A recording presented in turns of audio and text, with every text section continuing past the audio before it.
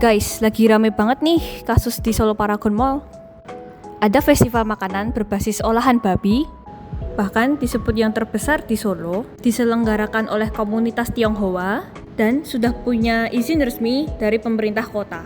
Tapi kemudian didatangi, bahkan digrebek oleh ormas Islam. Nah, kita nggak cuma mau react aja nih, tapi juga narik ini ke konteks sejarah dan pembelajaran. Karena kasus ini tuh menarik banget kalau dilihat lebih dalam. Kalau dengar festival babi di Solo, banyak orang langsung kaget.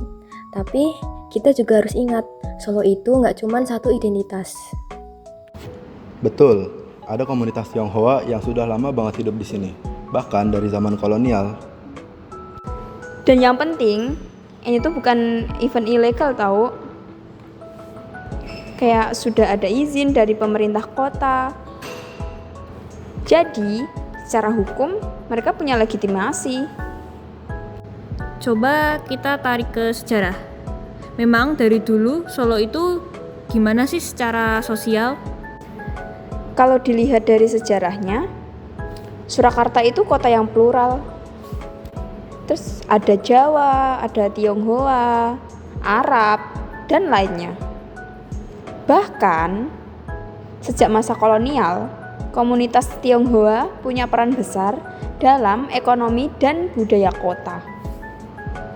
Iya, jadi sebenarnya hidup berdampingan itu bukan hal baru. Justru itu bagian dari identitas kota Solo sendiri. Makanya agak ironis sih kalau sekarang muncul konflik karena perbedaan yang sebenarnya sudah lama ada. Berarti masalahnya bukan sekedar festival babi, tetapi lebih dalam dari itu. Menurutku, ini benturan antara 3 hal. Yang pertama, hak budaya dan ekonomi komunitas tertentu. Yang kedua, tentu ada sensitivitas agama mayoritas. Terus yang ketiga, ada cara merespon perbedaan itu sendiri. Aku paham kenapa sebagian orang merasa gak nyaman, tapi kalau langsung digrebek, itu malah bikin konflik makin besar. Apalagi kalau eventnya udah resmi, harusnya protesnya lewat jalur yang resmi juga dong, bukan lewat tekanan langsung di lapangan. Kalau kita lihat lebih dalam, konflik ini sebenarnya bisa dijelaskan lewat beberapa teori sosial juga, nggak cuma soal setuju atau nggak setuju.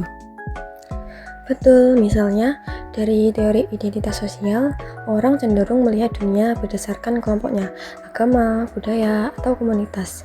Jadi, ketika ada sesuatu yang dianggap berbeda, bisa langsung muncul penolakan. Aku juga lihat ada unsur stigma sosial, misalnya makanan tertentu langsung dilabeli negatif tanpa melihat konteks, padahal itu bagian dari budaya kelompok lain.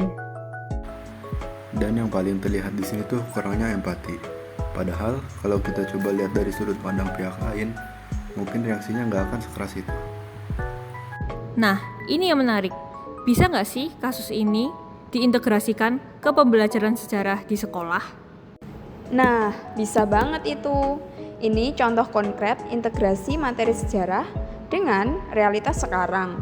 Misalnya, siswa belajar tentang keberagaman masyarakat Indonesia. Lalu dikaitkan dengan kasus nyata kayak gini. Terus mereka tuh menganalisis kenapa konflik ini bisa muncul. Jadi, sejarah nggak cuma hafalan, tapi alat buat memahami masalah sosial hari ini. Dan juga melatih sikap, gimana kita menyikapi perbedaan tanpa langsung konflik. Nah, kalau kita tarik ke pembelajaran sejarah, kasus kayak gini sebenarnya bisa banget dijadiin bahan pembelajaran. Misalnya, siswa nggak cuma belajar tentang keberagaman di Indonesia secara teori, tapi juga diajak menganalisis kasus nyata seperti ini.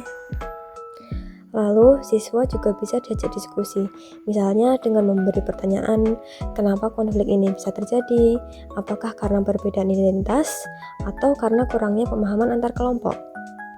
Dan yang paling penting, siswa dilatih untuk punya empati, jadi nggak langsung menghakimi, tapi mencoba memahami sudut pandang orang lain. Jadi, kalau aku jadi guru sejarah, aku bakal pakai kasus ini buat ngajarin bahwa keberagaman itu bukan cuma dipelajari, tapi juga harus disikapi dengan bijak. Jadi kesimpulannya, Solo itu dari dulu kota yang beragam.